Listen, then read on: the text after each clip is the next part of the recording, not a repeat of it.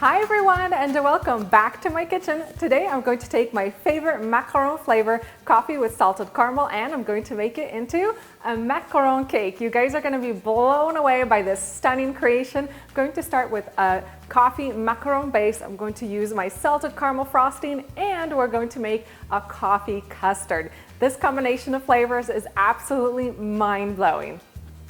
For this fall recipe, including the recipe for the salted caramel frosting, the coffee custard, and the macaron recipe in tablespoons and cup measurements, just head on down to the video description box and you'll have a link that will take you over to my blog. And moving on to my dry ingredients, today I'm going to be adding a secret ingredient to my macaron cake recipe, and that is all-purpose flour. So this is not a gluten-free recipe. The all-purpose flour is necessary to help keep up the macaron disc so it doesn't fall flat in the middle. I'm going to add 50 grams of all-purpose flour into my food processor, 10 grams of instant coffee, it's about a tablespoon and a half, and 240 grams of almond flour. And I'll pulse this all together for a few minutes to break up any clumps and have a uniform mixture. Next, add in 350 grams of confectioner's sugar. And again, I have this recipe in cup measurements up on the blog. Snap that lid on and then give this a whirl for another minute or two.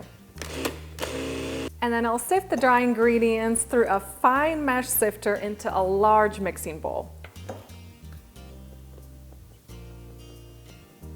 And moving on to my wet ingredients, I have 200 grams of egg whites. It's about 6 large eggs. Going to drop the egg whites into my mixer bowl and add 100 grams or half a cup of white granulated sugar. And then whisk this on high speed just until stiff peaks form. Whisk those egg whites to stiff peak stage. They should hold their shape really nice and well. Now we're just going to transfer these into my dry ingredients.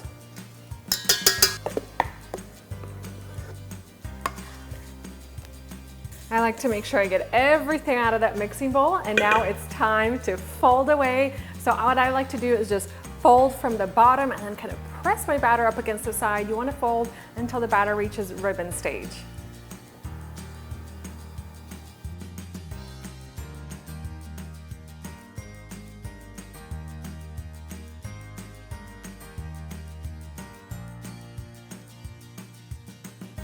And then transfer the macaron batter into a pastry bag tipped with a large round tip.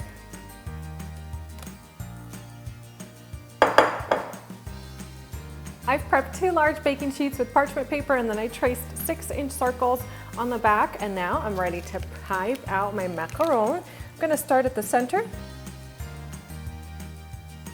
and then work my way out.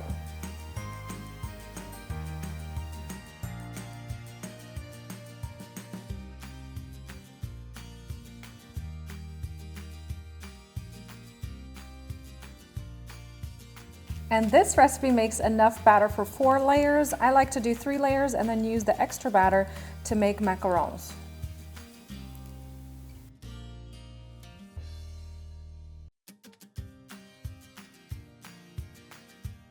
And now these macarons are ready to set. I'm going to let them rest at room temperature for about an hour, hour and a half. It's a little humid out today, so it might take a little bit longer for a nice shell to form on the outside. Once they're done resting, I'm going to bake them at 320 degrees Fahrenheit for about 18 to 20 minutes. If you know your oven, you can adjust that time accordingly. Meanwhile, we're going to work on our salted caramel frosting and my coffee custard.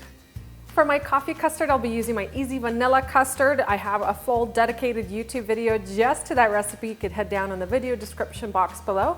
And instead of the vanilla, I'll be adding coffee to the custard today. I'll add 1 teaspoon of coffee extract, or you can add 1 tablespoon of instant coffee. And once your custard is all done, cover it with some plastic wrap and set it into the refrigerator to let it chill completely. And now it's time to assemble this macaron cake. When you take off these large discs off the parchment paper, I recommend flipping them upside down and then peeling off the parchment paper carefully.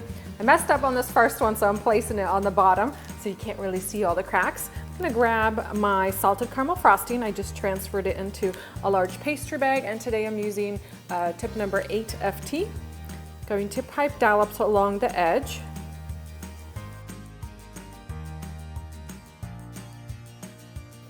And And then I'm going to grab my coffee custard and fill in the gaps on the inside.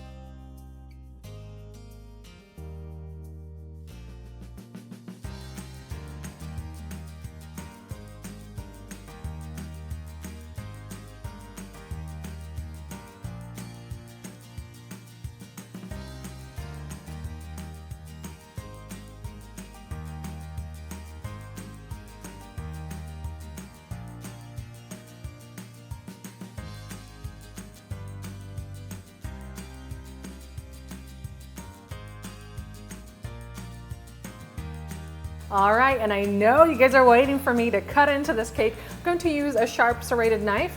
Go with a pointy one so you can break the surface of the macaron. And this can be a little bit tricky, but just do your best. It's not going to look absolutely stunning after you cut into it, but it is going to taste really good. Now, the one thing I do recommend doing is letting it set in the fridge first. This one has not had time to set in the fridge. It'll be a lot easier to cut once it's set. And I am so happy how this coffee caramel macaron cake turned out. It is absolutely stunning. And I did have a somewhat successful attempt at cutting it. It will look much better if you let this sit in the fridge overnight. That frosting will harden up a little bit and it'll just set up nicely. It'll be much, much easier to cut, but it's still going to taste delicious either way. So I'm going to dig in and enjoy this. Just looks so good. And this macaron cake tastes exactly like a huge coffee caramel macaron. It is such a great flavor combination. I love the bitterness of the coffee combined with the salty caramel frosting. It really mellows out the sweetness of this cake and tastes absolutely phenomenal. So if you're looking for a crazy over-the-top kind of cake to make for your next special occasion, just head on down into my video description box. You'll get a link for my website. Go ahead and check that out. Also, I'll have the cup measurements for the macaron recipe on there as well. Hope you guys enjoyed this video and I'll see you next time.